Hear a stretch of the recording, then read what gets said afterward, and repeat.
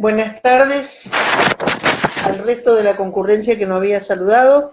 Continuamos con las jornadas, el primer día de las jornadas virtuales de FAJO, con el segundo simposio que trata sobre el uso de sustancias psicoactivas y embarazo. Tema que en las comunidades, por desgracia, tiene hoy un tratamiento prevalente por la cantidad de pacientes con el tema de adicción. Hemos invitado para este simposio al doctor Aldo Sergio Zaraco, quien será el coordinador del simposio y a quien agradecemos especialmente su participación. El doctor Zaraco es médico toxicólogo, es máster universitario en toxicología, es especialista en medicina legal de la Facultad de Ciencias Médicas, Universidad Nacional de Cuyo, especialista en docencia universitaria de la Universidad de Mendoza, especialista en emergentología, jefe de departamento de toxicología del Ministerio de Salud, Gobierno de Mendoza, director del Observatorio de Salud Pública y Problemáticas de Consumo de la Universidad Nacional de Cuyo. Es además profesor titular de la Cátedra de Toxicología de la Facultad de Ciencias Médicas de la Universidad de Mendoza, profesor titular de la Cátedra de Química de Toxicología y Legal de la Facultad de Farmacia y Bioquímica de la Universidad de Mendoza, además de ser perito médico toxicólogo de la Suprema Corte de Justicia en la provincia, y bueno, es muy extenso su currículum, pero por sobre todas las cosas es un amigo de quienes ejercemos la profesión y que muchísimas veces en las guardias o en la actividad cotidiana no tenemos ninguna dificultad en contactarnos y que comparta las soluciones de los distintos casos que tenemos. Muchas gracias, doctor Zaraco, muchas gracias en nombre de FAJO y muchas gracias para todo el panel que se va a presentar. Doctor Zaraco, suyo.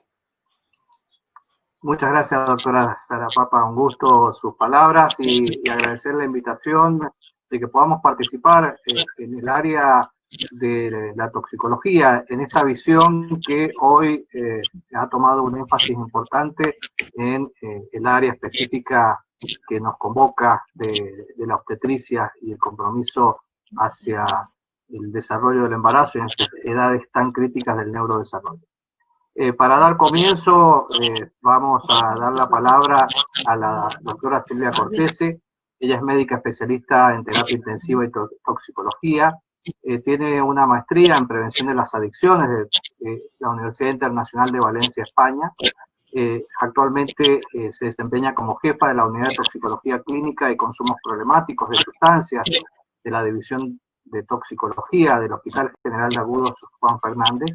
También es jefa de Toximed Argentina, que son servicios de toxicología privados en la Ciudad Autónoma de Buenos Aires. Es jefa también cátedra titular de la Cátedra de Toxicología de la Universidad Católica Argentina de Buenos Aires y miembro del Comité Científico de nuestra Asociación Toxicológica Argentina, ATA. Así que damos la palabra a la doctora que nos va a hablar sobre los riesgos del alcohol y las implicancias que tiene del consumo durante el embarazo y esta pregunta, ¿por qué consumo cero en esta etapa tan crítica? Doctora, le dejo la palabra. Bueno, perfecto, ahí se ve, ¿no? Buenas tardes a todos, muchísimas gracias por la invitación, a Sergio especialmente por haberlo considerado. Bueno, comentar que es conocido desde hace más de 100 años que el uso de alcohol etílico durante la gestación produce daños que todos sabemos que son teratogénicos. Estos daños se conocen como trastornos del espectro alcohólico fetal. Y este es un gran paraguas que abarca desde la muerte fetal, el síndrome alcohólico fetal completo o incompleto, hasta aquellos trastornos en el neurodesarrollo que son imperceptibles durante el nacimiento y que en esa se verifica recién cuando el niño ingresa a la escolaridad. En este momento, la mayor parte de los organismos oficiales a nivel internacional recomiendan el alcohol cero durante el embarazo. Tengamos en cuenta que tanto el NIDA, el NIDA de Estados Unidos del 2020, como el trabajo de IBENI del 2017 y el de FAC de 2014, recomiendan que la exposición prenatal al alcohol es una de las principales causas evitables de defectos congénitos de anomalías del desarrollo neurológico. Más o menos, porque es muy difícil encontrar trabajos que sean lo suficientemente buenos para ver cuáles fueron los criterios que utilizaron, pero más o menos se calcula que el 1% de los nacimientos vivos se ven afectados por el alcohol prenatal. Perdón, ¿se escucha bien? Sí, las diapositivas, no sé si estaba pasando, estábamos en la diapositiva 1. No, era una introducción. Bueno, respecto al alcohol, como primer concepto, saben que el alcohol es una sustancia de curso legal, pero que provoca trastornos por dependencia, porque actúa en el mecanismo de recompensa del cerebro, actúa a nivel inhibitorio del GABA y también interfiere en la neurotransmisión glutamatérgica excitatoria. Ahora, lo importante de esto son los diferentes patrones de consumo que existen, que tenemos desde los trastornos por dependencia del alcohol a el consumo de alcohol en forma experimental u ocasional. El tema es que en las embarazadas particularmente siempre va a ser de riesgo. Cualquier ingesta de alcohol va a ser de riesgo. Hay una forma, un patrón de consumo que se llama binge drinking o consumo excesivo episódico de alcohol, que es un tipo de consumo que se da en la gente más joven y que se caracteriza por la ingesta de altas dosis de alcohol en un periodo corto de tiempo. Esto es un tipo de patrón de consumo que está creciendo entre la gente joven y cuando ocurre en las embarazadas, el daño potencial sobre el feto es mayor. En la Argentina, digamos, el alcohol empieza a tener una prevalencia como sustancia psicoactiva a partir de la década del 80, en que deja de salir del ámbito de la familia, de la ingesta de la familia, y pasa a ser una sustancia psicoactiva que se utiliza para lograr diferentes objetivos. En las mujeres en particular, en edad reproductiva, la prevalencia de consumo en el último mes, según el último trabajo de Cedronar, la última estadística de Cedronar, es de alrededor del 70% de mujeres en edad reproductiva. Si a esto le sumamos que hay un porcentaje importante de embarazos en menores de 19 años y que los embarazos no son planificados por falta de políticas serias todavía de educación integral, sexual integral, tenemos que considerar que este es un problema muy preocupante y que las poblaciones que van a estar afectadas a las tareas preventivas son tanto a nivel de los profesionales del área perinatal como de las mujeres gestantes y de las mujeres en edad fértil. Respecto a los factores de riesgo, bueno, hay un trabajo muy importante de CUMS del 2017 que ellos reconocen varias razones por las cuales las mujeres pueden tomar alcohol durante el embarazo. Puede ser que estén tomando alcohol durante el embarazo. Por un lado, lo que ellos plantean es que pueden ignorar que están embarazadas, eso es verdad, muchas veces las mujeres se enteran recién al tercer o cuarto mes, o no están informadas sobre el daño que el uso de alcohol puede generar en el feto, porque nadie se los dice, o pueden sentirse presionadas por el medio familiar o por el medio de amigos y tener pocas habilidades sociales para poder resistir esta presión y poder tomar decisiones adecuadas. Los factores de riesgo, lo que tenemos que considerar es que no son determinantes de la conducta de consumo de alcohol, pero sí van a ser un factor que va a aumentar la probabilidad que esto ocurra. Podemos hablar de factores individuales, como son, como se demuestra en un montón de trabajos, la falta de información entre las mujeres, no reciben información sobre el potencial teratogénico, el haber consumido alcohol previamente y en altas dosis también es un factor de riesgo para que consuma durante el embarazo, el inicio precoz del consumo de alcohol, el uso de alcohol en embarazos anteriores, son todos factores que pueden predisponer para que esto ocurra. Respecto a, por ejemplo, un dato que a mí me parece que es muy importante, es que en el sistema de información perinatal del informe del 2017, habla de la alta tasa de embarazos no planificados. El 20,3% de todos los partos en el 2017 fueron nacimientos entre adolescentes entre 10 y 19 años, ¿sí? En rango etario en el cual el consumo de alcohol es muy alto. Bueno, obviamente que va a ser un factor de protección cuando la paciente no tiene antecedentes de haber consumido alcohol o tiene un medio familiar que no normaliza el consumo, ¿no? Bueno, con respecto a los hábitos del entorno social, es muy importante el tema de cómo influye sobre la embarazada. El trabajo de Cárdenas, que es del Observatorio de Drogas del Cedronar del 2017, dice como factores predisponentes ambientales el tema de las dificultades socioeconómicas o la violencia. Alrededor del 80% de las mujeres que sufrieron violencia verbal o violencia física, es altamente probable que, digamos, en un 80% consumen alcohol. Otros factores de riesgo que también consideraron importantes fueron la falta de compañeros durante el embarazo, la vulnerabilidad socioeconómica como la falta de trabajo, situación de calle, vivienda inestable, falta de lazos sociales. Hay el tema de, como factor de riesgo y también factor de protección, la falta de capacitación de los profesionales. En general, hay un montón de trabajos de Anderson, de Kunz, de Kraus, de Franz, bueno, 300 millones de trabajos que demuestran que en general no se realiza la evaluación en las pacientes del consumo de alcohol. Y si lo realizan, muchas veces queda como un dato que toma alcohol, sí, y se tilda en la historia clínica y nada más. No se reconocen ni se realizan, digamos, porque no están capacitados, porque no la recibieron la capacitación, herramientas para poder realizar una intervención breve. Por ejemplo, aportan información sobre el riesgo del uso de alcohol durante la gestación y no toman en cuenta la dosis ingerida, cómo es el tipo de ingesta, cuál es el patrón de consumo de ingesta. Bueno, la publicidad como otro factor ambiental es muy importante y la accesibilidad al consumo, digamos, y la accesibilidad al alcohol es otro factor que va a influir. Un segundito, porque se me... Ahí está. Bueno, entonces, el Instituto de Abuso de Alcohol y Alcoholismo de Estados Unidos dice que los factores de riesgo por los que los niños pueden verse más afectados por la exposición prenatal al alcohol son los factores propios del alcohol, los embarazos no planificados, los factores de la madre, se vuelve a repetir lo mismo, si se encuentran malnutridas, si han tenido embarazos múltiples, si han consumido alcohol durante los embarazos anteriores, si tienen un índice de masa corporal bajo, si son fumadoras, si son mayores, si pertenecen a una familia de grandes bebedores. Y los factores ambientales, condiciones de vidas adversas, como las dijimos antes, el aislamiento social, el consumo excesivo de alcohol es común y aceptado en ese medio donde vive esa mujer, y vivir en una comunidad donde los recursos para la atención prenatal son muy limitados.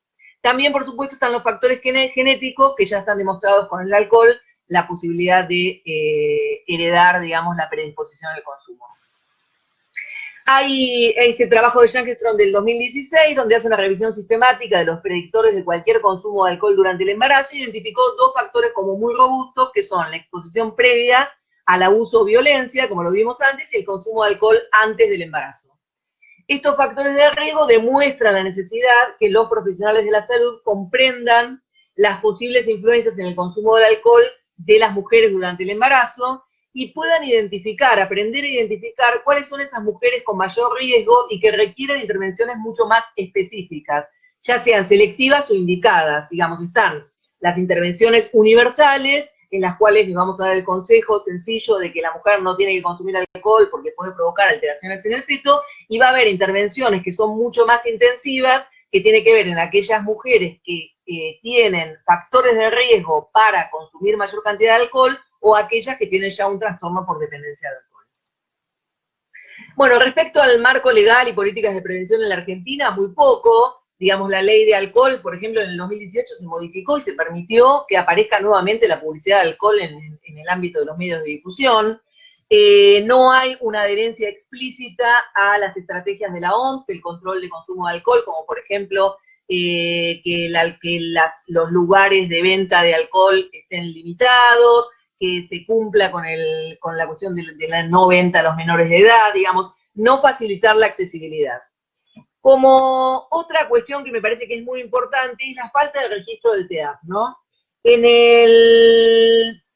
A ver, un segundito, en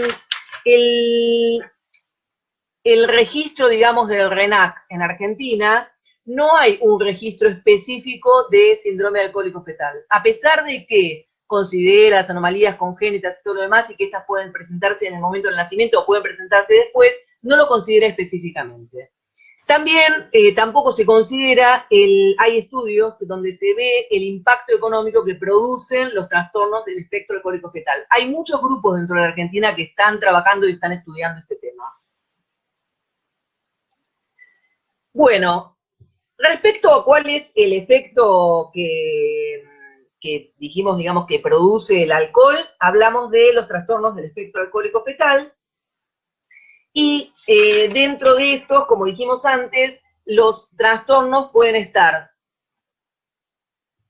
ir desde la muerte fetal hasta el otro extremo, que sería la punta del iceberg, va a ser o la muerte fetal o los síndromes alcohólicos fetales completos, y van a ser aquellos trastornos del neurodesarrollo sin defectos físicos que no son detectados en el momento del nacimiento y que los vamos a detectar si hacemos una búsqueda activa en el momento en que el chico ingresa a la escuela.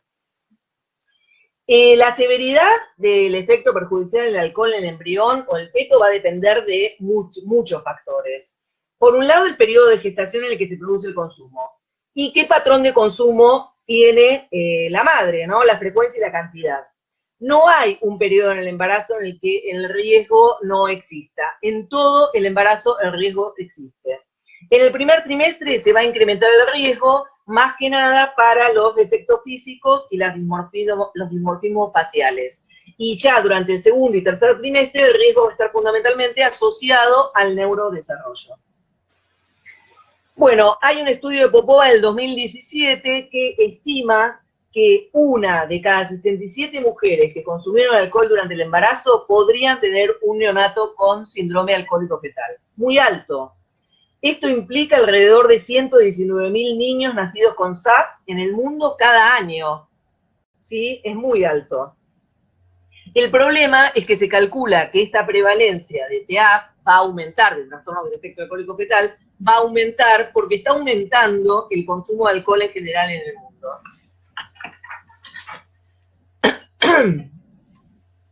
Siempre considerar que el reporte pasivo de casos no sirve, porque, por esto que decíamos antes, porque los trastornos del neurodesarrollo no los vamos a evidenciar cuando el bebé está recién nacido, así que tenemos que seguirlos.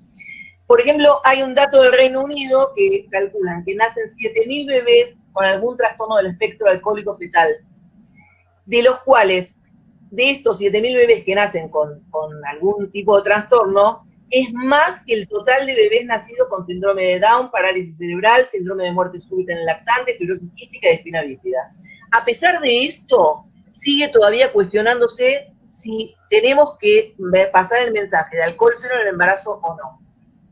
En la Ciudad Autónoma de Buenos Aires, en el 2017, hicimos una encuesta a las mujeres embarazadas y un 11% de ellas eran menores de 19 años, el 84,57% de las encuestadas refirió haber tomado alguna vez alcohol en su vida, es un porcentaje muy alto, a pesar de que todas tenían una percepción de riesgo alto, que no se debería tomar alcohol durante el embarazo, que era un 89% de las embarazadas. A pesar de eso, casi el 40% de las embarazadas habían consumido alcohol en algún momento del embarazo. Quedan 2 minutos, doctora. Bueno, vamos a pasar, me parece que lo importante en esto es que los mensajes son confusos, que las recomendaciones no son consideradas, que no hay pesquisa, hay que preguntar y hay que intervenir. Las propuestas tienen que ver con, bueno, hay que hacerlas en base a diferentes teorías que nos ayudan a elaborarlas y que van a ser en dos poblaciones, en la población de las mujeres en edad fértil y gestantes y en las profesionales del área perinatal. Bueno, mejorar la información de los profesionales y de las mujeres en edad gestante y embarazadas, profesionales, desarrollo de las competencias, informar, comunicar, formarse en eso, intervenir según el riesgo, es decir, prevención universal, selectiva o indicada, y evaluar esto con indicadores. Entonces, capacitación continua, mejora la adherencia de las herramientas, screening de uso y evaluar factores de riesgo y protección, brindar información, mensajes claros, repetir la pesquisa y según el riesgo qué tipo de intervención vamos a realizar. Esto es un poquitito lo mismo.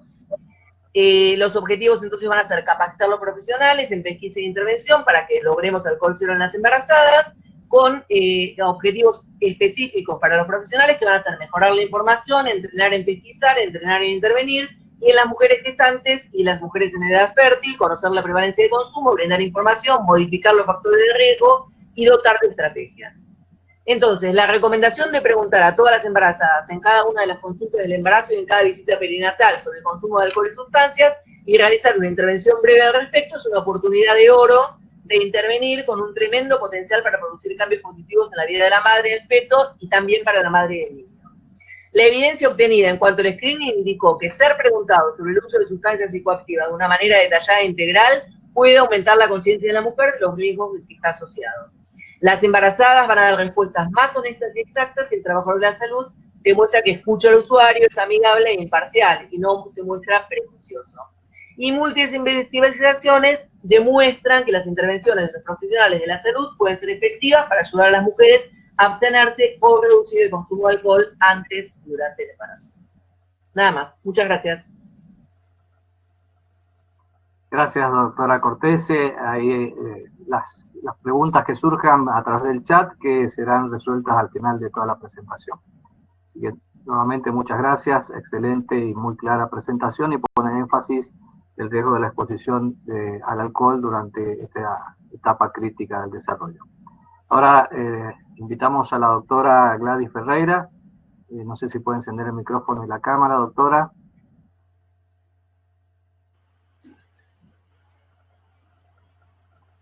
Buenas tardes, ¿cómo le va? Ahí a ver si la escucho para probar el micrófono. Buenas tardes, doctor. ¿Cómo le va, Perfecto. doctor? Buenas tardes. Muy bien, ahí vamos a presentar a la doctora Gladys Ferreira.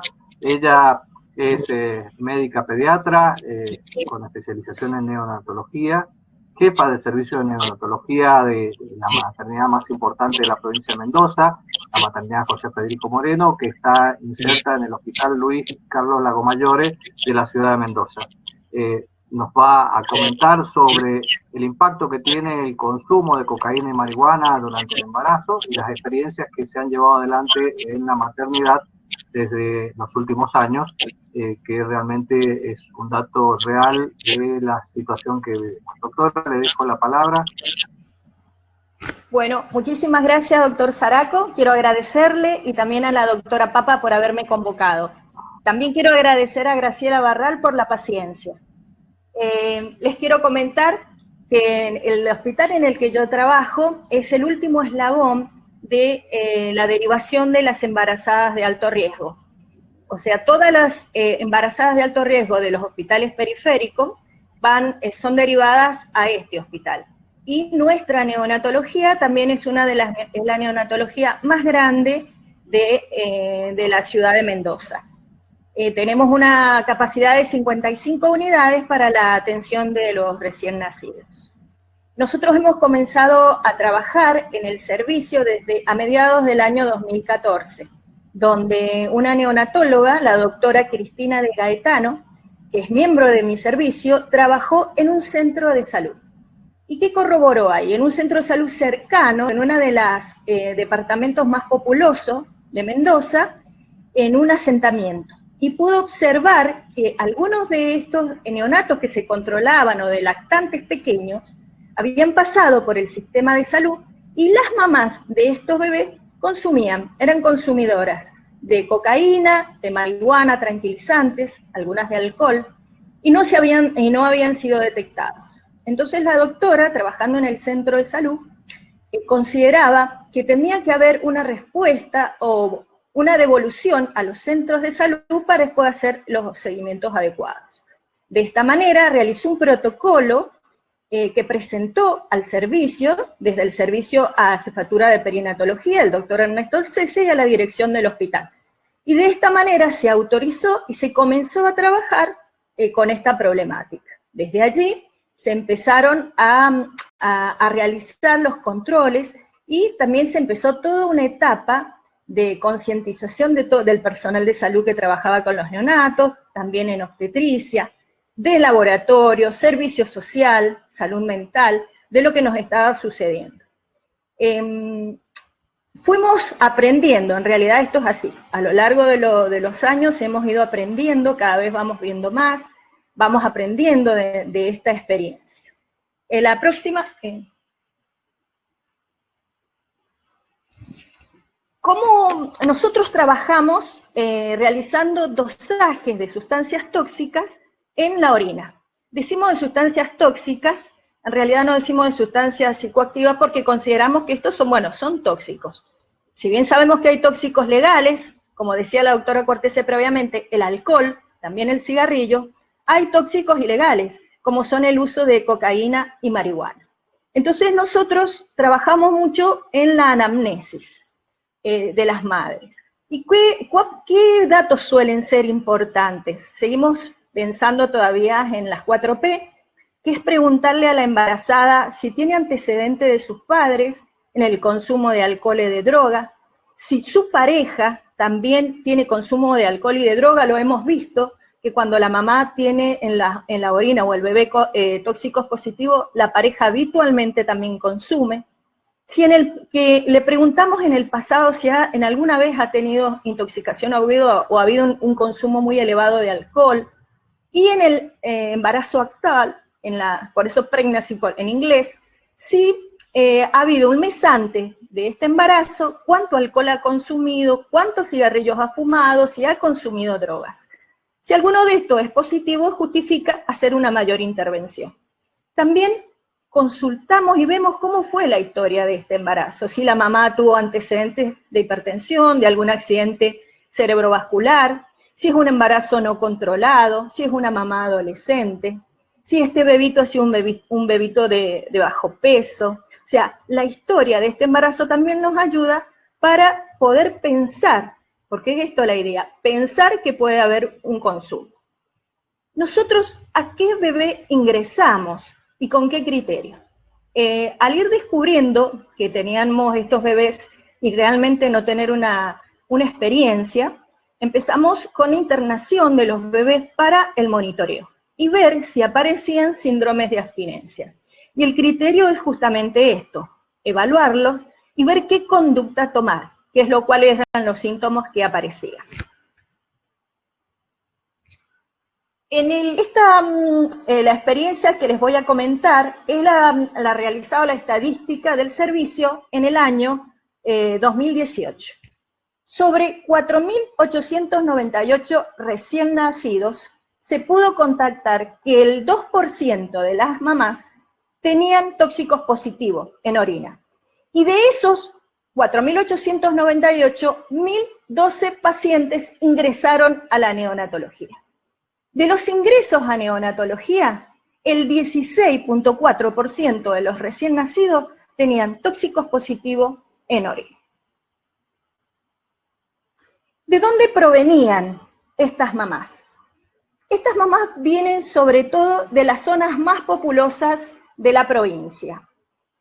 Capital de Mendoza y departamentos Godoy Cruz, Guaymallén y Las Heras, que son aledaños a la capital, concentran el 90% de los bebés o de las mamás y de los bebés que les daban los tóxicos positivos en orina. Los otros son departamentos más alejados. ¿Qué pudimos ver? Que la vía del parto de estos bebés fueron en el 22.6 cesáreas y la mayoría con partos espontáneos. ¿Cuáles fueron los diagnósticos que nosotros encontramos? ¿Qué los síntomas? Los síntomas, el 59% de los bebés eran asintomáticos. No estamos hablando de que sean bebés sanos, estamos hablando que al momento del nacer y de los controles, los pacientes no tenían síntomas. Nosotros monitorizamos las 24 horas, todos los bebés tienen pulsos saturómetros en el servicio, incluso los recién nacidos que están en prealta, tienen todos un monitoreo constante, análisis de rutina, ecocardiograma, controles cardiológicos y electroencefalogramas. Estos son los que realizamos a todos los bebés. El 20% de estos bebés fueron prematuros, el 13% de bajo peso, el 3% se vieron asociados a enfermedades de transmisión sexual y tuvimos fallecidos en sala de parto, el 1%, cuando se interrogó y se buscó, lo único que se encontró como positivo fueron el consumo de sustancias psicoactivas. Después hay otros diagnósticos como conjuntivitis, convulsiones, hemorragia intracerebral. En el año 2017 pudimos encontrar positivos 101 pacientes, y en el año 2018, 183 pacientes, perdón. Esto significó, si comparamos, un aumento de los tóxicos positivos del 55%. ¿A qué lo atribuimos? No sabemos que si realmente ha habido un aumento real. Consideramos que en el servicio, en la maternidad, empezó a hacer los controles a todas las mamás de alto riesgo que eran internadas, se le hacían los dosajes de sustancias tóxicas. Nosotros tenemos en uno de los pisos esta internación de estas mamás, pero también tenemos una gran afluencia de mamás que van directamente a tener el bebé, a sala de parto, y no están internadas. Pero creemos que se debe a esto, al control, a que se hace a todas las mamás embarazadas. ¿Por qué es importante, y agradezco la oportunidad para poder presentar nuestra experiencia? Nosotros hacemos un trabajo multidisciplinario. Yo soy solo una cara visible de lo que se realiza en el hospital.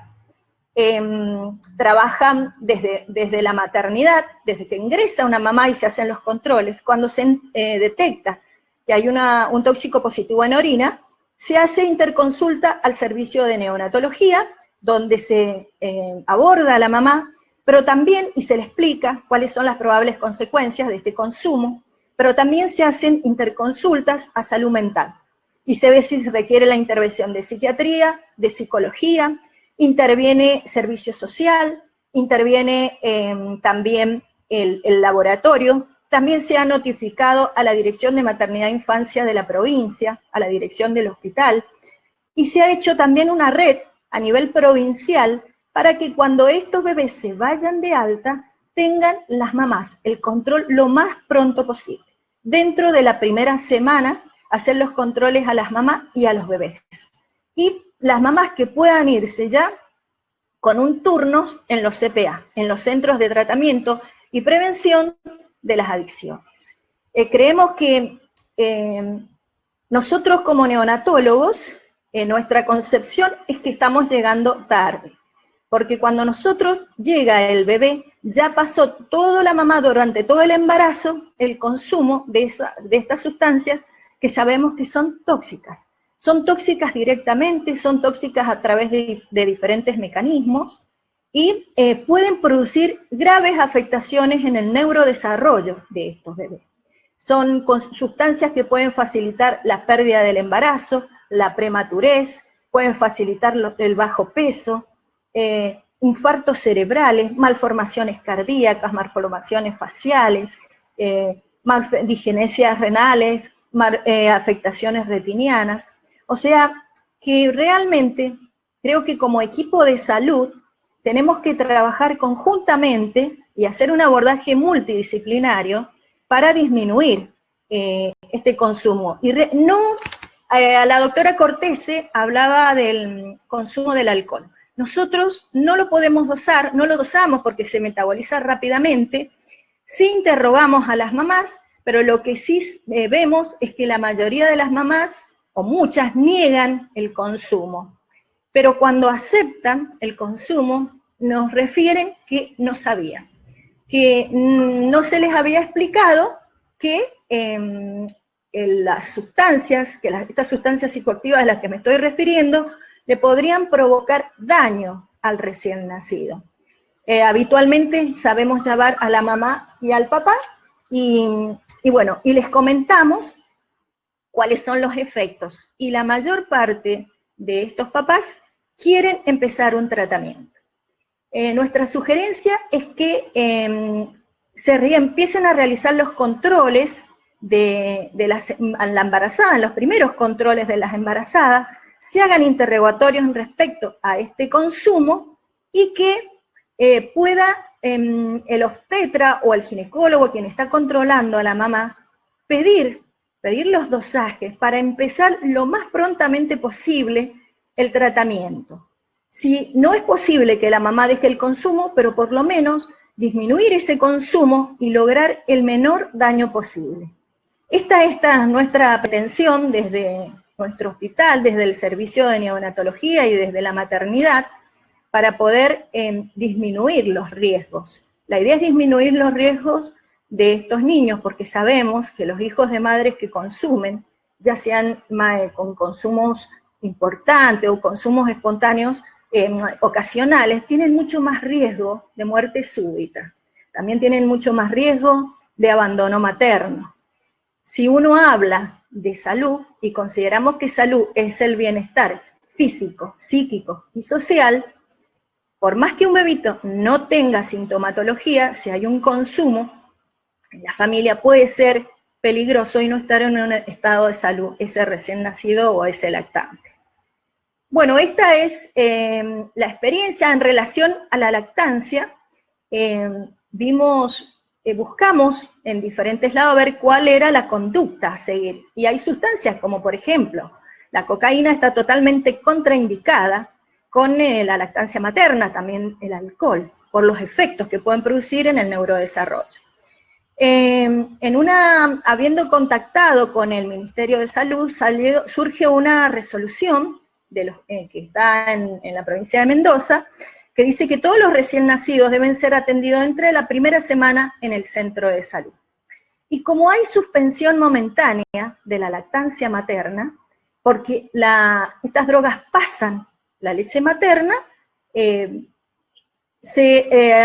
habría responsabilidad del hospital de entregar un complemento o un suplemento en realidad de leche hasta que durante el primer mes de vida, para iniciar los tratamientos de las mamás. Bueno, esta es mi experiencia, doctor Saraco, no sé si es suficiente, ¿quiere que agregue algo más? No, muy completo, muy importante y que es algo que se ha ido de a poco instalando en distintas maternidades, que esto tiene que ponerse como rutina e incluirlo, porque es una realidad y que vemos que la prevalencia de consumo, sobre todo en las edades fértiles, es creciente. Los últimos datos de Cedronar nos dicen que se ha triplicado el consumo de marihuana y el consumo de cocaína por debajo de los 17 años de edad. Así que esto yo creo que es importante y tiene trascendencia y tenemos que ver sobre esta realidad. Así que en realidad, bueno, por nuestra experiencia, varios hospitales de Mendoza también tomaron los protocolos, también iniciaron con los dosajes. Y cuando hicimos esta presentación, nosotros a nivel hospital invitamos a los demás hospitales para que vieran cuál es nuestra experiencia. Y a partir de allí poder trabajar en forma conjunta. Así que, bueno, reitero, en la medida que trabajemos como equipo de salud, conjuntamente con obstetricia, con ginecólogo y obstetra, para empezar el abordaje de la mamá embarazada lo más precozmente posible. Muchas gracias, doctora. Muy claro, muy importante. Muchas gracias para todos. El trabajo que vienen realizando, llevando adelante con el trabajo de equipo en el hospital. No solamente del área de neonatología, de obstetricia y de salud mental, en donde el abordaje integral de la madre ayuda a prevenir al menos que no exista consumo en los próximos embarazos, y eso es positivo y útil y que debe alcanzar a toda la sociedad. Así que muchas gracias, doctora. Gracias, doctor, muy amable. Muy bien, damos ahora paso al doctor Ricardo Fernández.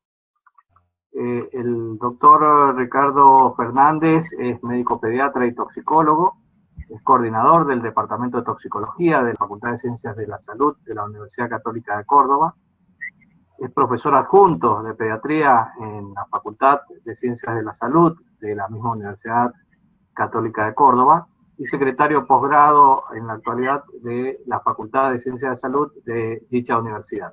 Además, se desempeña como jefe del Servicio de Toxicología de la Clínica Universitaria Reina Fabiola de Córdoba y es vicepresidente de la Asociación Toxicológica Argentina. Así que, doctor, le agradecemos su presencia y quedamos atentos a su disertación. ¿Se me escucha bien en este momento? Sí, se escucha muy bien, Ricardo. Ahí bueno, ahora perfecto, sí se escucha y se ve bien. Perfecto, ahí está, adelante. Bueno, vamos a, perdón, no es la mía. Voy a ver, por ahí puede ser que hayas cliqueado otra. No, ha quedado, digamos, una inducción del parto Voy a entrar de nuevo a Slide. Ahí ya a ver si es esta. A ver. La subo yo. Bueno. A ver si es esa. Exactamente. Perfecto. Esa es. Te agradezco, Adelante. Sergio. Bien. En primer lugar, agradezco a la comisión organizadora. Particularmente esto lo hago de manera personal en el doctor Sergio Saraco. Muchos años de amistad y de trabajo conjunto en la Asociación Toxicológica Argentina nos acercan y nos plantearon en este caso un verdadero desafío, ¿no? El tema de hablar del neurodesarrollo y el tema de del consumo de sustancias psicoactivas en la etapa prenatal. Y entonces nos planteamos, bueno, ¿por qué es tan importante plantear un tema de estas características? Y en primer lugar, porque como pediatras y como médicos observamos un fenómeno en la sociedad y un fenómeno donde observamos que el número de niños afectados de trastornos del neurodesarrollo vemos que es importante y que verdaderamente va aumentando en forma trascendente en las últimas 2 décadas de manera particular. Este problema, que lo vemos, digamos así, como una carga de enfermedad importante para todos los países, si uno observa la distribución a nivel mundial, va a ver que la mayor carga de prevalencia en lo que se refiere justamente a trastornos del neurodesarrollo y particularmente los trastornos del neurodesarrollo severo, lo tienen justamente los países que se encuentran en desarrollo, que es el caso justamente de nuestro país. Además de eso, como situación particular, pensé que era muy interesante en este espacio, fundamentalmente, poder hablar de este tipo de trastornos del neurodesarrollo y vincularlos con 2 conceptos. El concepto de Douglas, esta cuestión que tiene que ver con evidencia que provino fundamentalmente desde los estudios epidemiológicos y que nos acercó hacia los orígenes de muchísimas de las enfermedades crónicas no transmisibles del adulto y con su origen en las etapas tempranas de la exposición fetal en el ambiente uterino. Además de eso, el segundo concepto es un concepto que hoy ha quedado, digamos, ya copiado y que ha generado verdaderamente todo un desarrollo en relación a este concepto, que es el concepto de los primeros 1000 días, donde se habla de la importancia que tiene en todo individuo esta primera etapa, que va desde la concepción hasta el cumplimiento de los 2 primeros años. Y justamente acá de lo que estamos hablando es de los primeros días de esos 1000 días. Finalmente, en relación a esto y entendiendo justamente cuáles son los factores prioritarios y principales causas o agentes reconocidos en lo que tiene que ver con la etiología de los trastornos del neurodesarrollo en la infancia, encontramos que lo que tiene que ver con el periodo prenatal, hay 2 tipos de factores fundamentales: factores genéticos y una cantidad de exposición a factores ambientales, particularmente teratógenos, tóxicos ambientales, y dentro de esas exposiciones tóxicas, sin lugar a dudas, cumplen un rol trascendente el tema de las sustancias de abuso. Que como decía el doctor en uno de sus comentarios, el doctor Saraco, es un problema que justamente vemos en aumento, ¿no? Si uno viera, digamos, las causas de los trastornos del neurodesarrollo, podríamos decir que un 3% son resultado directo de la exposición ambiental. Ahora, cuando se evalúan las interacciones variables entre factores ambientales y factores de susceptibilidad genética individual, esta ya llega más o menos a no menos de la 1/4 parte de todos los casos que podemos observar. Esto implica entender que hablamos de un panorama de exposición a una gran cantidad de compuestos químicos que dificulta mucho su análisis y lo complejiza. Para que nos demos una idea, se calcula que en la vida diaria tenemos aproximadamente un contacto con no menos de 100.000 compuestos químicos primarios. Y si uno descarta de esos productos que empleamos en la vida diaria los fármacos, el 21% de esos compuestos que mencionamos tienen potencialidad de generar daño neurotóxico. Es así que recientemente se ha reconocido un listado de 201 productos químicos que son ya claramente reconocidos como neurotóxicos en humanos, y lo que es interesante de ver que alrededor del 45% de estos son pesticidas. Aprovecho para llamar la atención sobre esta problemática porque es algo que por ahí también tendremos que averiguar en lo que se refiere a lo que nosotros hoy conocemos como el exposoma, esta cuestión de las exposiciones ambientales durante el periodo justamente de la gestación. Hay experiencias justamente con insecticidas como clorpirifos y endosulfán, que hasta en reconocidos momentos determinados de la exposición, en el tercer trimestre, uno ha observado que tienen mayores tasas de ocurrencia de autismo, digamos, que en lo que es la población general. Así, dentro de este gran y amplio concepto de neurotóxicos ambientales, si ustedes ven esa lista de esos compuestos que mencionamos, muchos de ellos son las sustancias de abuso o lo que definimos como sustancias psicoactivas, que es el objetivo de la charla. La tasa de prevalencia de consumo en Argentina, en mujeres, en lo que se refiere a distintas sustancias psicoactivas, ha ido aumentando a lo largo del tiempo.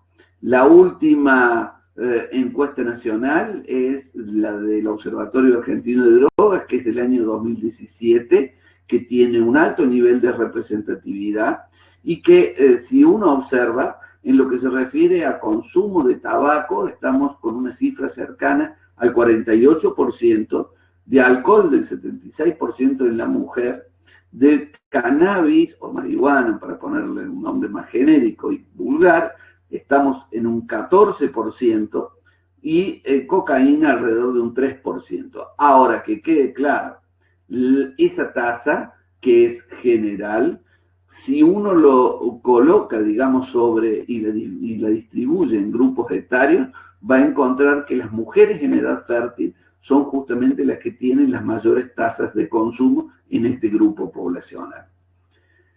No hay cifras oficiales a nivel nacional de cuánto impacta esto sobre el sistema de salud y cuánto es lo que el mismo debe albergar. La doctora recién nos contaba la experiencia que tenían justamente en el Hospital Lago Mayor de Mendoza. Yo comento, digamos, un dato como para mostrar, digamos, la existencia y el reconocimiento del problema como tal. En el Hospital Materno Neonatal de la provincia, en Córdoba capital, en los 2 últimos años, el número de internaciones fue un número muy similar, 1.486 y 1.464, y el número de pacientes que correspondían a ese grupo y que tenían consumo materno de droga, reconocido como causa que llevó a la internación, estuvo aproximadamente en el 6% de las internaciones neonatales y se observó un importante aumento del año 2018 al 2019, que sí uno diría que no consideramos que se deba al aumento en sí mismo, sino a que se mejora claramente lo que es el nivel de diagnóstico o el alerta temprana por parte de los profesionales de la salud. Los datos que hay en relación a discapacidad provienen a nivel nacional de la Encuesta Nacional de Discapacidad que se llevó a cabo a través del INDEC en los últimos 2 años. Nos mostró que aproximadamente el 10% de la población argentina tiene algún nivel de discapacidad. Y lo que es interesante de ver y que está en relación con lo que mencionábamos, es que la población de 6 a 14 años es donde predomina justamente la dificultad solo mental o cognitiva. Esto es justamente lo que caracteriza a estos trastornos del neurodesarrollo. Comparado con los otros grupos etarios, donde aparece fundamentalmente la dificultad motora como principal causa de discapacidad. ¿Qué características tienen estos trastornos del neurodesarrollo? Son fundamentalmente, son déficits funcionales, son trastornos sutiles, que no alcanzan a generar justamente afecciones estructurales, sino que los cambios se observan justamente a nivel celular o molecular y lo que expresan son déficits en la esfera neurocognitiva y que afectan la susceptibilidad muchas veces también a ocurrencias de enfermedades neurodegenerativas en etapas ulteriores de la vida.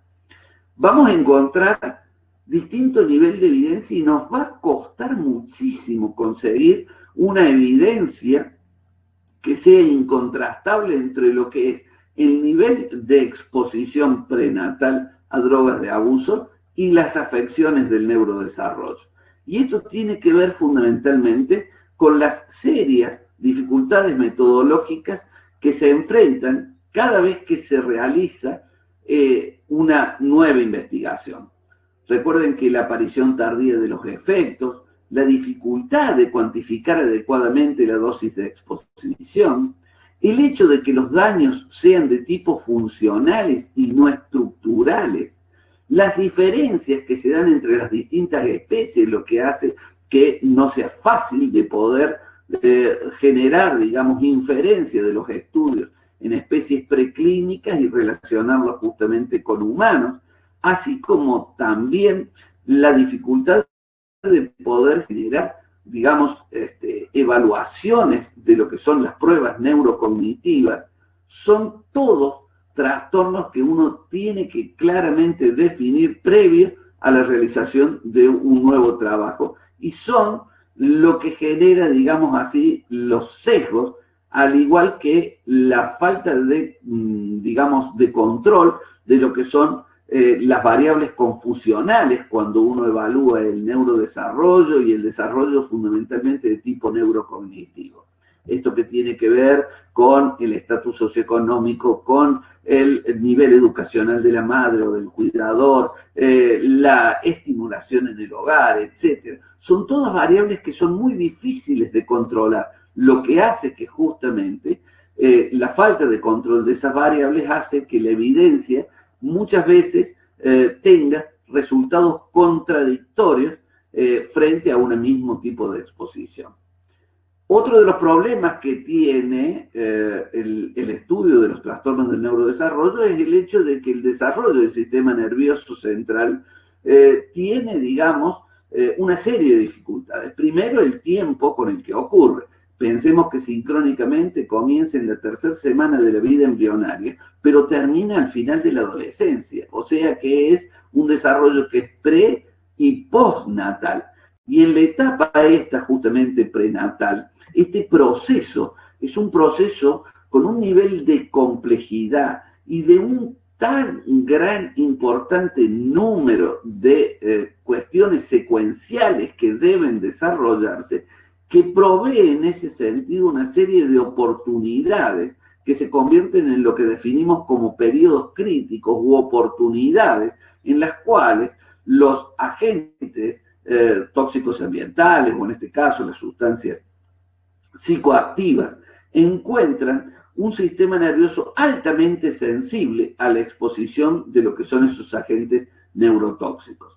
Así, claramente uno puede encontrar que una misma exposición a una sustancia psicoactiva y a una misma dosis sea muy diferente en sus resultados cuando la misma ocurre en los primeros meses, fundamentalmente en el periodo embrionario, o cuando ocurre más tardíamente en el periodo justamente fetal avanzado.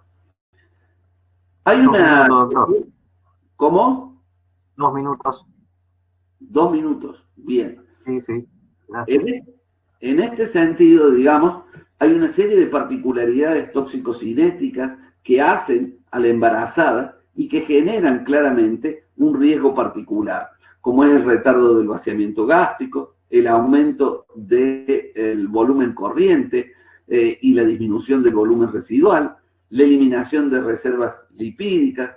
Todas estas cuestiones hacen que las drogas generen justamente en la exposición prenatal una serie de daños que están asociados fundamentalmente con el estrés oxidativo, lo cual claramente acelera los procesos de apoptosis y de alteraciones de la microglia, generando dos efectos, autofagia y neurotoxicidad, los cuales terminan generando el desarrollo anormal a nivel cerebral. Las drogas han sido todas ampliamente estudiadas, nicotina, marihuana, la cual pasa, y al igual que cocaína, pasan también justamente a través de la placenta con facilidad y generan una serie de impactos desde el punto de vista neurobiológico sobre los distintos trastornos del neurodesarrollo. Un detalle fundamental a tener en cuenta es que estas exposiciones claramente requieren de un método de diagnóstico. Ese método de diagnóstico, este método de pesquisa que mencionaba la doctora, se trabaja desde distintas metodologías. La entrevista materna, que tiene serias limitaciones, claramente comprensibles por parte de los profesionales de la salud y que tiene que ver muchas veces con falta de empatía, cómo se lleva a cabo, y luego la búsqueda de la droga o sus metabolitos en diferentes matrices. De todos estos, por lejos, el que tiene mejor nivel de control es el tema del estudio del cabello y el estudio del meconio. En el caso del meconio hay que recordar que es el método ideal de detección, porque permite, como empieza a producirse desde la semana 12, un control de exposición de los últimos 2 trimestres del embarazo. En este trabajo, que es del año 2009, que es una investigación justamente de cocaína y cannabinoides en meconio, es un trabajo que se realizó en Córdoba justamente, y muestra lo mismo que se observa hoy por hoy en lo que se refiere a la exposición prenatal a drogas como indicadores, donde uno puede observar que las cuestiones más importantes son el Apgar bajo, la caída, digamos así, del percentilo de talla por debajo del percentilo 3 y finalmente, ¿no es cierto?, el tema de motivos de consulta, aparte de prematuridad, tienen un ratio importante como para poder definir este riesgo. Finalmente, entonces, como conclusión, observamos que existe una gran preocupación por estas exposiciones ambientales en general y por la exposición a las sustancias psicoactivas en particular, y sobre todo lo que son sus efectos sobre el neurodesarrollo. Ahora, dependiendo de la naturaleza, la intensidad y el tiempo en que ocurre esa exposición, es cuando se verá qué tipo de trastorno ha de ocasionar. Y 2 detalles que no quiero dejar de tener en claro. Hay algo que, pese a la ausencia de evidencia existente en muchas exposiciones ambientales, nos deja en claro. Esta interacción entre factores genéticos y ambientales. Este fenómeno que es el de la epigenética que explica esta plausibilidad biológica para que el daño pueda ocurrir. Y entender que no solamente genera alteraciones a nivel del neurodesarrollo, sino que genera daños también sobre el sistema límbico y la corteza prefrontal, la cual genera una disfunción de la corteza a largo plazo en ese niño y que lo hace justamente responsable de expresión de conductas maladaptativas que llevan a ese sujeto a la adicción, nos deja un compromiso y una obligación.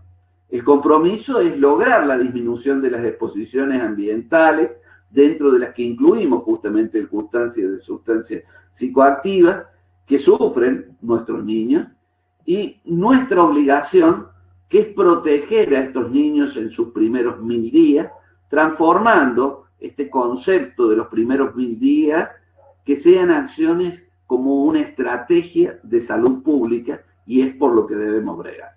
Con esto cierro, digamos así, y le agradezco la atención a todo el público. Muchas gracias, doctor Fernández. Muy claro y deja también abierto esta responsabilidad que tenemos como agentes de salud en preservar el futuro de esos niños y, por supuesto, el futuro como sociedad. Este desarrollo neurológico que es lo que en definitiva va a permitir que podamos tener un país en mejores condiciones. Así que yo creo que no solamente la presentación, cuáles son los riesgos, el diagnóstico, sino la propuesta de la trascendencia que tiene poder abordar esta temática, que un poco es lo que se intentó con este simposio. Ahora damos la palabra al doctor Ariel Bertoldi. Él es médico especialista en ginecología y obstetricia, es miembro de la federación que hoy convoca esta actividad que estamos presentes, es adjunto a la Cátedra de Tocoginecología 2 de la Facultad de Ciencias Médicas de la Universidad Católica de Córdoba y es staff de la Clínica Universitaria Reina Fabiola a cargo del Servicio de Medicina Fetal y Embarazo de Alto Riesgo en la misma institución.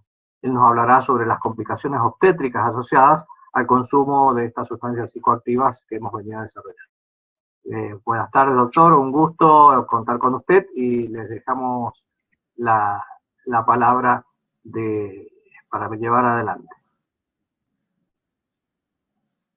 Gracias, Sergio. Buenas tardes. Muchas gracias por la invitación. Voy a tratar de... Ahí la subo yo. Ahí la dejo mostrar. Ahí estuvo. Ahí la subí porque le agregué unas diapositivas. Perfecto. ¿Se ve bien? Y se escucha bien. Adelante. Bueno, primero que nada, agradecer la presentación de los otros tres médicos porque en realidad han resumido mucho de lo que yo tengo que hablar. Así que voy a tratar de pasar un poco rápido para que se pueda interpretar mejor. No pasa ahí, Sergio, ¿no? Está la primera, ahí la segunda, ahí la paso yo, si no me avisáis la vamos pasando. Ahí pasé la segunda. Muy bien. Con respecto a las generalidades, yo había hecho un pequeño resumen sobre las generalidades y la importancia del uso y abuso de drogas en el embarazo. Es importante entender que normalmente se entiende como abuso a la utilización de una droga durante el periodo por lo menos de un año y que eso genere manifestaciones psíquicas o físicas en el sujeto. En el embarazo, como ese tiempo es menor, cualquier uso ya se entiende como abuso. Y entonces es importante entender que tenemos algunas drogas que son drogas... ¿Me la pasa, Sergio? ¿Por qué no me la pasa?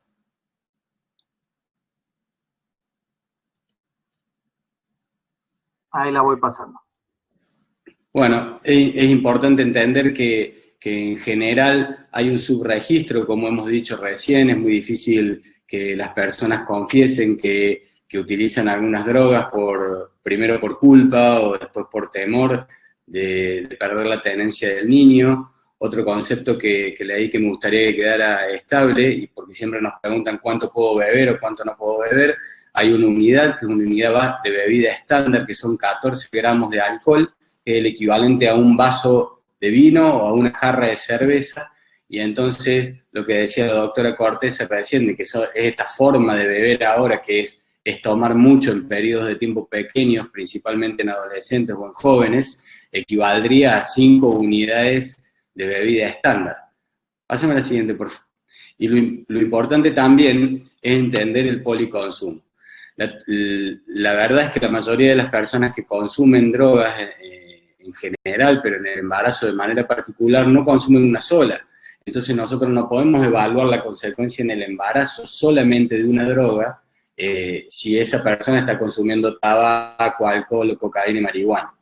En general, como decían antes, la frecuencia, el tipo y la vía de administración son muy importantes y a nosotros en el embarazo nos va a afectar de manera directa. La siguiente, por favor. Y como dice el doctor Fernández, una cosa es que sea en el periodo embrionario y otra cosa es que sea en el periodo fetal. En el periodo embrionario, que va más o menos hasta la semana número 12, donde las células se están reproduciendo de manera permanente, las drogas van a afectar y van a generar malformaciones congénitas. Probablemente si el consumo es durante el periodo fetal, no genera malformaciones congénitas, sino puede generar más alteraciones en el neurodesarrollo y en el desarrollo cognitivo de ese niño. Esto lo nombró recién Ricardo. El retardo del vaciado gástrico son alteraciones fisiológicas del embarazo, pero el retardo del vaciado gástrico, la hipomotilidad intestinal, el volumen corriente que aumenta y disminuye el volumen residual hace que las drogas inhaladas permanezcan más tiempo en el pulmón. Todas esas cosas hacen que en el embarazo todas las drogas consumidas tengan una consecuencia mayor. ¿Me pasa la siguiente, por favor? Básicamente va a haber complicaciones maternas que nosotros vamos a poder ver, sin lugar a dudas la sobredosis, una dosis muy alta de cocaína, por ejemplo, puede generar problemas de intoxicación aguda y problemas graves en el embarazo porque se relaciona con desprendimiento prematuro de membrana y una vez que de placenta, y una vez que la placenta se desprende, no hay forma de prenderla de nuevo. O sea, si una persona tiene una sobredosis por cocaína a las 22, 23 semanas y la placenta se desprende, se terminó el embarazo, no podemos volver a unirla a la placenta. Hay otras complicaciones maternas un poco más lentas, como puede ser el retardo de crecimiento o la rotura prematura de membrana, amenaza de parto prematuro, el contagio de enfermedades por la vía de administración, principalmente en la utilización de drogas endovenosas y después, desde ahí, la transmisión vertical al feto. HIV, hepatitis B, hepatitis C, complicaciones fetales como principalmente la prematurez. Los chilenos presentaron un trabajo muy bueno que dice que de 100 niños expuestos a drogas, 30 van a ser prematuros. Lo más grave que tiene un bebé prematuro es ser prematuro. O sea, más grave que la madre haber utilizado, por ejemplo, alcohol y que eso dé amenaza de parto prematuro o retardo de crecimiento, es ser prematuro. Entonces, creo que ese tiene que ser un concepto muy importante para los obstetras. Ustedes recién fueron muy claros con la importancia toxicológica de todo lo que recién nos enseñaron sobre alcohol, cocaína, marihuana, tabaco. Pero en realidad para nosotros termina siendo muy importante entender qué consecuencia va a tener la utilización de esa droga en nuestro embarazo. Nosotros nos esforzamos en prevenir amenaza de parto prematuro o en prevenir preeclampsia, y después si esa persona está tomando aspirina para poder prevenir preeclampsia, pero aparte utiliza cocaína, y la aspirina no va a servir para nada en realidad. ¿Me pasa la siguiente, por favor, Sergio? A grandes rasgos hay que recordar que hay drogas que son depresoras del sistema nervioso central, drogas que son estimulantes, pásame la siguiente, y drogas que hacen que se interprete de una manera diferente la realidad, que son las perturbadoras del sistema nervioso central. La siguiente, por favor. Sin lugar a dudas, la droga más importante, con más impacto en los embarazos, por todas las características epidemiológicas que recién nos dio la doctora Cortese, es el alcohol etílico. Es una droga que se utiliza mucho, está socialmente aceptada, es legal, es accesible para todo el mundo. Si uno estudia básicamente la epidemiología del alcohol etílico a edades cada vez más tempranas, es similar el consumo entre varones y mujeres, y entonces hace que muchas personas que se embarazan sin que sea un embarazo deseado, consuman alcohol en las primeras semanas de embarazo. Ese es el periodo embrionario, ese es el momento en el que el alcohol genera el daño, y ese es el momento que va a generar las malformaciones congénitas del alcohol. La siguiente, por favor. Desde hace un tiempo se utiliza esto que son los trastornos del espectro alcohólico fetal. La siguiente, por favor. Que es una cosa un poco más leve que el síndrome de alcoholismo fetal. Si uno tiene que tomar los trastornos del espectro alcohólico fetal, lo que todos los embarazos nos van a mostrar es una restricción del crecimiento intrauterino. Tiene características especiales porque es una restricción del crecimiento intrauterino con diagnóstico nuestro, obstétrico, con polidramio generalmente, que es lo opuesto de lo que sucede normalmente con insuficiencia placentaria, pero aparte se asocia normalmente a dismorfismo facial. La hendidura palpebral, el labio leporino, el pliegue picanto, la clindactilia del quinto dedo, algunos trastornos que pueden ser a nivel cardíaco, o a nivel renal, a nivel ocular, son todas cosas muy importantes. Posterior al nacimiento, vamos a poder mostrar los trastornos del neurodesarrollo, el retardo mental. Imagínense que los registros dicen que es la tercera causa de retardo mental en el mundo, solamente detrás de las parálisis cerebrales y de los trastornos cromosómicos. Y es una locura pensar que es la tercera causa de retardo mental en el mundo y es prevenible, es 100% prevenible. Hay que ser enfáticos en el consumo cero de alcohol. Pásame la siguiente, por favor. La prevalencia del síndrome alcohólico fetal, que es cuando es completo, cuando tiene alteraciones en la cara, tiene alteraciones en los miembros, baja estatura, problemas cognitivos, es del 1 por 1000 más o menos. Pero si uno entiende los trastornos del espectro alcohólico fetal, es del 1%, es mucho más frecuente de lo que nosotros creemos. Hay que ser muy incisivos en la decisión, en la estimulación del consumo cero. No existe dosis segura. Yo lo tengo ahí como en mayúscula a propósito, en realidad. No pasan bien las animaciones de las diapositivas, pero esta diapositiva se cae en todas las letras y lo único que queda es no existe dosis segura. No hay que tomar alcohol en el embarazo y eso tiene que ser una norma para nosotros. Pásame la siguiente que les voy a mostrar unas imágenes. Lo importante que decía recién Ricardo, atraviesa la placenta, siempre la dosis de alcohol en la sangre fetal es mayor, el metabolismo del hígado fetal está disminuido, entonces permanece más tiempo el alcohol en la sangre, tomar 1 o 2 medidas de alcohol genera un daño durante un tiempo más prolongado en el embrión. Una cosa que es muy, muy importante y trata de complementar lo que dijo el doctor Fernández recién. El alcohol produce la muerte celular, pero aparte de producir muerte celular, disminuye la producción de nuevas células fetales, principalmente a nivel del sistema nervioso central, principalmente en la fosa posterior. Entonces, por eso es la asociación de cerebelos pequeños, de alteraciones de los ventrículos laterales, del asta posterior de los ventrículos laterales. Aparte, de alguna manera no se entiende muy bien por qué afecta a la placenta, disminuye el aporte de nutrientes y de oxígeno al feto, y por eso son bebés pequeños. Hay una restricción del crecimiento, que es la característica más importante del síndrome alcohólico fetal. Eso genera una hipoxia crónica que a la larga va a generar daño y problemas en el neurodesarrollo. Pásame la siguiente, por favor. Ahí les muestro una diapositiva. Cuando pueden ver, a ver si les puedo mostrar, si se ve el marcador. Estas son diapositivas donde se muestra la cabeza del feto, la cabeza del feto con la microcefalia característica. Y si ustedes ven, el cerebro no se lo puede ver bien, no porque el ecógrafo sea malo, sino que de manera característica la microcefalia da calcificación de los huesos del cráneo. Entonces no nos deja ver bien el cerebro. Y si no nos deja ver bien el cerebro, apostamos a la resonancia, que es lo que tienen abajo. Todo lo que ustedes ven blanquito, todo eso que ven blanquito, es líquido cefalorraquídeo. Lo que tiene de cerebro este bebé es la parte gris, solo la parte gris.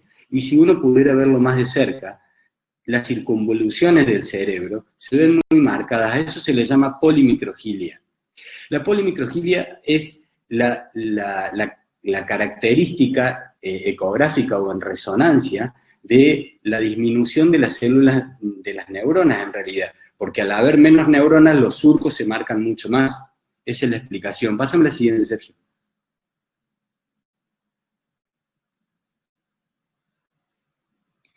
Ahí pueden ver, a ver la anterior, me parece que se salteó una.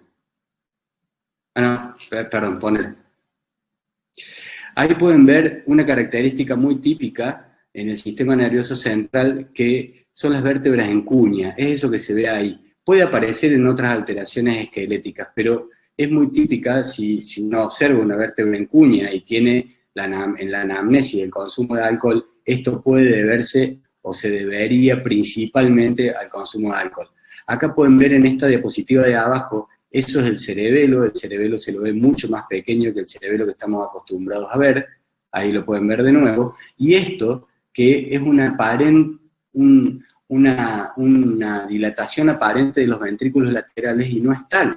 En realidad lo que sucede acá en la fosa posterior o en la parte posterior del cerebro es que la destrucción neuronal deja espacio para los ventrículos laterales y entonces aparecen falsamente dilatados. Acá no hay una obstrucción del tercer ventrículo y hace que el ventrículo lateral se dilate, sino que al morirse las células alrededor del ventrículo lateral, el líquido es complaciente, el espacio es complaciente y entonces observamos dilatación del asta posterior de los ventrículos laterales que no se ve en el asta anterior. Si ustedes ven acá, en la parte de la 4D, pueden ver la retromicrognatia, que es bastante típica, las orejas de implantación bajas y un cerebelo pequeño. Y acá tienen claramente 24 semanas de edad gestacional por fecha de última menstruación y 21 semanas por ecografía. Las restricciones de crecimiento fetal en edades muy tempranas, alrededor de las 20 semanas, se deben a problemas en la hiperplasia de las células, no en la hipertrofia de las células. Cuando uno ve una restricción de crecimiento fetal a las 30, 31, 32 semanas, y es de origen placentario, esto no es origen placentario, nunca es origen placentario. Pásame la siguiente, Sergio. Y más aún, cuando se observa la restricción de crecimiento fetal, como ven acá, con o acompañado generalmente de polidramnios. Acá tienen lesiones típicas del alcoholismo fetal. Fíjense la oreja con implantación baja, pero aparte deforme. Pueden observar ahí la retromicrognatia, que es muy típica, y esto que se llama filtrum abombado, que sería el labio superior, que se hace muy finito, pero al irse hacia atrás el maxilar inferior, el labio superior queda como elevado sobre el labio inferior. Esa es una imagen típica del alcoholismo fetal. Entonces tiene... Perdón, pásame la siguiente, por favor, Sergio.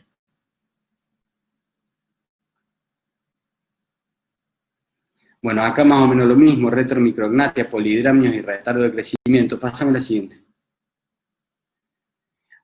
Acá tiene la fisura del labio de alvéolo palatina, que también es típica, asociada con restricción de crecimiento y polidramnios. Pásame la siguiente, por favor.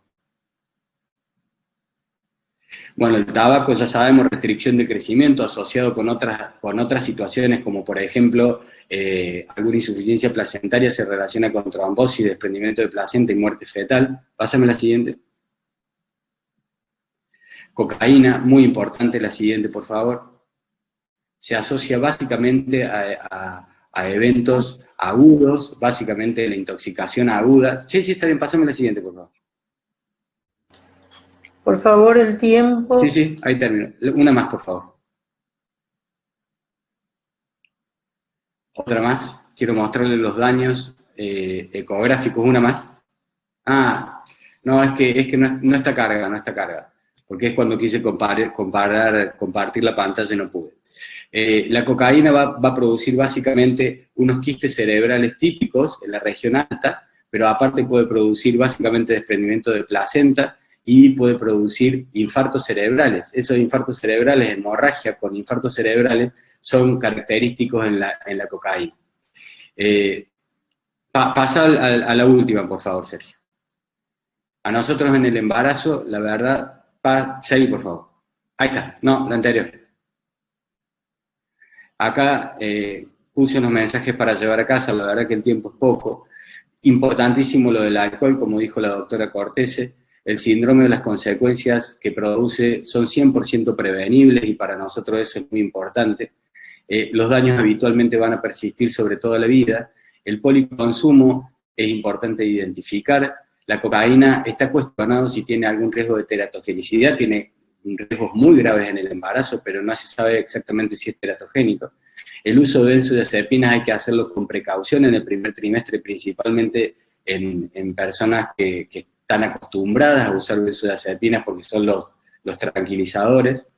Y acá está lo importante, pesquisar a las pacientes con riesgo, como dijo la doctora neonatóloga, y tratar de incorporar programas de recuperación que sean integrales y las políticas de planificación familiar, que es lo fundamental.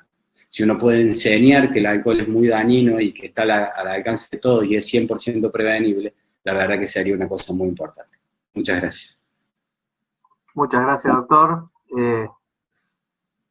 Quedamos que enciendan las cámaras y transmitir algunas preguntas que estaban en el WhatsApp, unas pocas preguntas para poder resolver. Doctora Cortese, que en honor a su tiempo, nos preguntaban si se debe evitar el consumo de alcohol durante el embarazo, un poco se ha ido repitiendo, y si viene una paciente con un test de embarazo positivo y dice que tomó cerveza, ¿qué se dice o qué se debe hacer? Hay que, primero que la pesquisa tiene que ser a todas las embarazadas, a todas las mujeres en edad fértil y a todas las embarazadas, no solamente las de riesgo, a todas hay que preguntarles y a todas hay que hacer la intervención. Nuestra intervención tendrá diferente nivel según el riesgo que esa paciente tenga, pero la intervención es en todas. Y esa mujer hay que decirle nada, que no tiene que volver a tomar cerveza, nada más.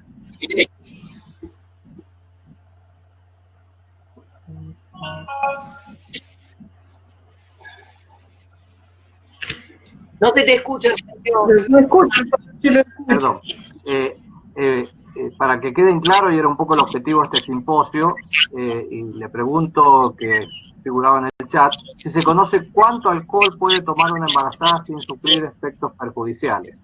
Yo creo que eso es, que ya lo habló el doctor Bertoldi y usted. Cero. Alcohol, cero. Cero. Que eso es perfecto, y yo creo que es un poco el broche fundamental para tener en cuenta. La doctora Ferreira, un poco una consulta es, ¿cuáles son los tóxicos que se encontraron principalmente en los test realizados en el Hospital Lago Mayor? Nosotros hacemos un screening básico, es cocaína, marihuana y benzodiazepinas. Y en primer lugar lejos está cocaína, después marihuana y en muy pocos casos encontramos benzodiazepinas. Bien, y nos preguntaban que querían saber cómo obtener el protocolo que llevan adelante en el Hospital Lago Mayor y también replicado en otros hospitales como la maternidad del Hospital Parisien, qué contacto pueden tener o cómo obtener esa información. Les puedo dar mi correo, Gladys Ferreira, con Y, _yahoo.com.ar. Ahí puedo yo enviarles los protocolos. Perfecto, muchas gracias, doctora. Para el doctor Fernández, una pregunta que ahí había dejado bien en claro la experiencia que han llevado en Córdoba en cuanto a la determinación en cordón umbilical y pelo, que tiene costos importantes, pero dentro de este testeo para alcohol, ¿hay alguna posibilidad de que podamos comprobar si ha habido algún consumo de alcohol en esa mamá a través de alguna determinación? A ver, nosotros no tenemos acceso, digamos así, a la metodología. El tema es, para consumo de alcohol, una de las alternativas puede ser la búsqueda de ésteres alcohólicos, justamente, o sea, sales de alcohol con ácidos grasos en meconio. Esa es una alternativa. La otra alternativa que uno puede buscar es un metabolito específicamente, que es el toxiglucurónido, que es la otra forma justamente de poder evaluar. El problema que tiene todas las metodologías hechas en base a matrices es que hay que recordar que va a depender fundamentalmente de una cuestión toxicocinética. ¿Qué quiere decir con esto? Si se decide evaluar por orina, bueno, tiene serias limitaciones porque va a estar hablando en lo que se refiere a cocaína fundamentalmente y alcohol a un periodo, ¿no es cierto?, que no va a pasar de las 72-96 horas. En cambio, cuando uno plantea el tema, por ejemplo, ya de la exposición prenatal con meconio, tiene la ventaja de que va a barrer los últimos 2 trimestres del embarazo. Y finalmente, en pelo, tiene una ventaja adicional, tiene, digamos así, no es tan fácil de tomar la muestra y tiene problemas de contaminación, la metodología no es sencilla, pero se puede llevar a cabo y tiene la ventaja, eso sí, de que uno puede hacer lo que se llama los secuenciogramas, teniendo en cuenta de que la velocidad de crecimiento del pelo es de alrededor de 1 centímetro por mes. Entonces, teniendo esa variedad, uno puede ir observando, digamos, en ese sentido, la exposición mes por mes, ¿no? Eso es algo que no solamente para la parte prenatal, sino postnatalmente también puede ser muy importante, sobre todo pensándolo en el caso de exposición, que es lo que nosotros más tenemos visto, digamos, sobre todo en una vasta experiencia que tuve yo a cargo del Servicio de Toxicología del Hospital Infantil, donde veíamos fundamentalmente a partir de lactancia materna, ¿no? La lactancia materna es una vía de exposición postnatal muy importante y bueno, y hemos visto pacientes, digamos así, que con cuadros de crisis muy seria, digamos, y aún crisis adrenérgica en lactantes. Entonces, el pelo puede ser en ese sentido también una buena alternativa, una buena matriz, digamos. Ok, gracias. Ahí, doctor Bertoldi, o lo dejo abierto a la mesa, preguntaban también esto, el uso que estamos hoy insistente con el alcohol en gel y el uso permanente. Si tiene impacto y se absorbe y tiene también alguna trascendencia durante el embarazo, ¿alguna recomendación para ello? Yo no conozco que el alcohol en gel tenga una absorción tóxica o que genere toxicidad en el embarazo. Me impresiona que no, la verdad. Pero no conozco, no puedo asegurar porque no conozco.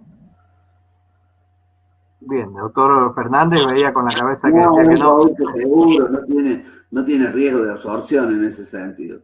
Lo que sí veo ahí, hay un par de preguntas sobre el tema de tabaco. Y bueno, nicotina, sin lugar a dudas, está asociado con una serie de trastornos y claramente, digamos, tiene asociación desde el síndrome de muerte súbita del lactante hasta trastornos como infecciones respiratorias recurrentes, como daños, digamos, aún sobre el neurodesarrollo, ¿no? O sea que hay evidencia en relación justamente a la afectación de la exposición.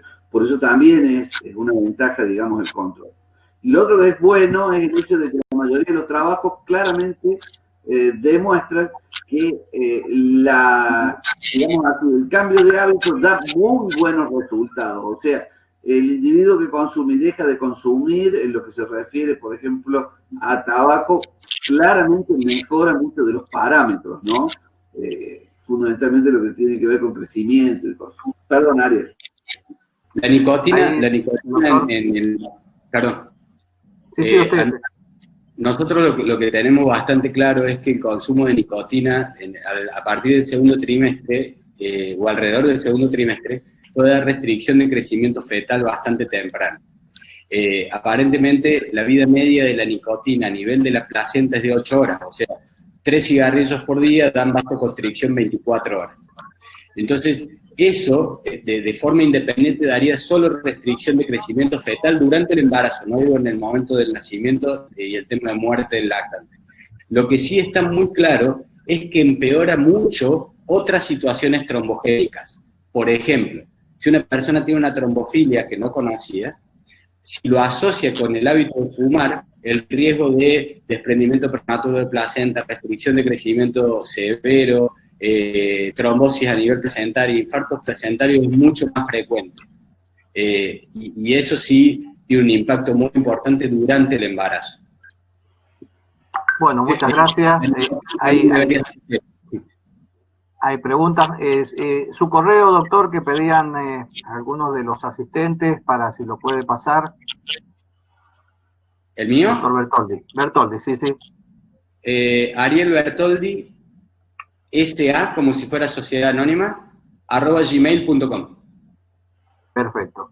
Bueno, agradecer a las excelentes presentaciones, incluir en esta actividad científica, en el simposio, generar esta conciencia del riesgo y el impacto y la trascendencia que tiene el consumo de sustancias psicoactivas, y entender que lo teratogénico no solamente tiene que ver con las malformaciones que podemos observar, sino también es teratogénico el impacto que tiene después en los éxitos educativos y laborales que puedan haber a futuro. Así que queda nada más que agradecer, dejar la palabra a la doctora Sara Papa y que podamos haber tenido este ámbito de desarrollo e ir generando este cambio de paradigmas que trasciende al embarazo y realmente es de importancia. Muchas gracias a todos y un abrazo a la distancia. Muchas gracias. Si por favor se cierran por favor si pueden cerrar la pantalla y el audio. Perfecto. Bueno, esperarlos mañana, agradecerles a todos la participación. Los chats, hay numerosas felicitaciones para el grupo y bueno, mañana continuamos con el segundo día de las jornadas virtuales con un simposio que debe saber el obstetra en genética, la conferencia de la doctora Liliana Boto sobre estatinas y preeclampsia, tendencias en cirugía fetal, el foro, y hacia la tarde el simposio con aspectos fundamentales en el asesoramiento anticonceptivo y el otro simposio de TGI, situaciones y conducta en la práctica cotidiana. Los esperamos mañana.